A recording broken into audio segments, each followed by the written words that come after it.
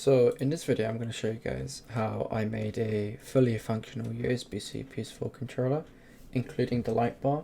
I noticed a lot of these tutorials on YouTube on how to do it didn't have a functional light bar at all, but I decided to try my hand at it and I have a working light bar.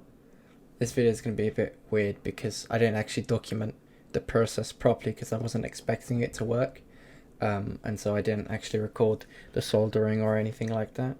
So you're going to need a few things before you start on this project. First of all, you're going to need a soldering iron and some solder and some flux.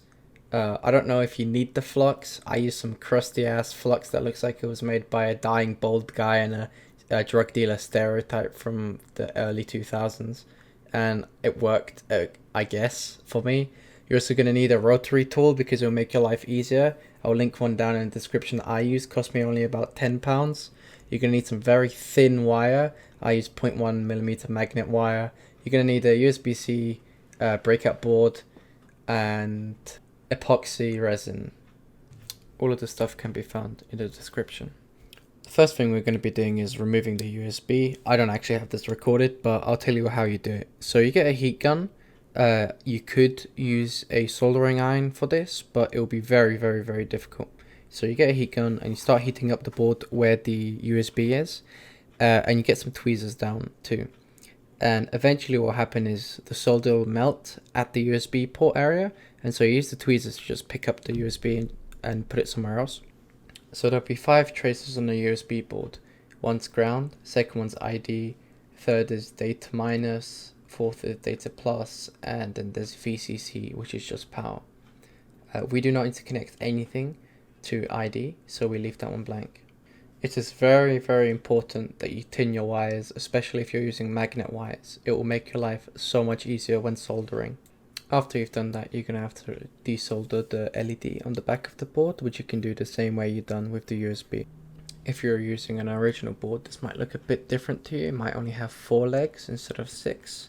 I'm using an eBay board, so it has a bit more legs. This is the hardest bit of the project. So you're going to tin a bunch of wires, and then you're going to solder 4 of them to ground, data minus, data plus, and VCC, and then solder them onto the USB breakout board. And then you're going to get 6 or 4 wires depending on if you're using an eBay or original PS4 board, and then you're going to solder them from the LED to the board itself. Leave enough wire between the board and the LED so you can position it later in the case.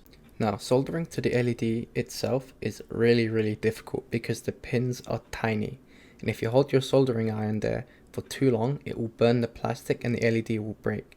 So it requires a lot of patience, and tinning your wires is crucial. When you tin your wires, the solder on the wires and on the LED itself will melt at the same time, and they will fuse together very quickly. So you only really have to hold your soldering iron on the LED for 1 to 2 seconds. So that's the hard bit out the way. Now you have to mod the PS4 shell so that it can fit the USB-C port. This is where you use your rotary tool with the sandpaper bit to slowly file it out so the port is a little bigger, and every time you file out a little bit, use the USB-C breakout to check if it fits in or not. When it starts fitting in properly, that's when you can move on to the next step. You'll also need to cut off a little bit of plastic off the right leg so that when you put the board in, the ribbon cable can attach to it properly. Right, so you place the USB-C into the USB port you've made, and you position the USB PS4 board like I've done in the video, and then you put some epoxy resin on both of them, but make sure you don't cover the ribbon port on the USB PS4 board. That is such a mouthful to say. Right, we're basically done here. So wipe off any excess epoxy resin with a cloth or a piece of toilet paper. Probably use some cloth. Right, so let the epoxy resin cure, and then we're going to grab the LED that we've soldered on, and we're going to connect it to the light bar of the PS4. Do it like how I done it in the video. So you're going to get some tape and you're going to put it over the light. Right, so you're going to connect the LED like I did in the video. So you're going to put the LED on the light guide and you're going to tape it. So first you're going to put tape around it, and then you're going to secure the tape with more tape.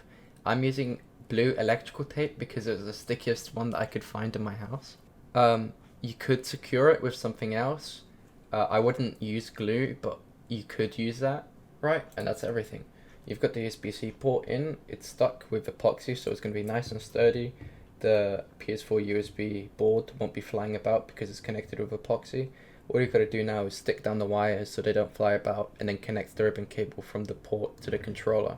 Of course, check your wiring before you epoxy everything down, because it's going to be really hard to take it off, but if you do want to take it off, you might have to invest in some acetone. If everything works and everything's epoxied up, you can stick your controller back together, put the screws back in, and you've got a nice USB-C PS4 controller. Alright, so let's review the prices. I'm going to assume you guys already have a soldering iron, flux, and solder for this project. The Rotary tool will set you back around £10 on Amazon. The epoxy resin will cost you about £6, but you could get it cheaper off somewhere else. The magnet wire cost me about £4, but that's because I bought 5 of them off Amazon and I didn't want to wait a month. The USB ports I actually already had lying about from a different project I was doing. You can get 10 of them for £1 off AliExpress, but if you want them quicker, you have to spend around £10. I'll drop all the links to these products down in the description. And that's it. So now you've got a working PS4 USB-C controller. What I will say is be very careful with the wiring, because what I ended up doing is breaking my controller. So what happened is the port wasn't charging the battery, and I tried to make the power go through the bottom port, and then it charged the battery that way, but because of the way I wired it, I overcharged the main board, and I guess it fried because it no longer charges the battery, but at least it works wired. Hopefully your project will go a bit better than mine. I am planning on getting a new controller and doing this over again. Hope it goes better for me this time. But apart from that, that's everything. See ya.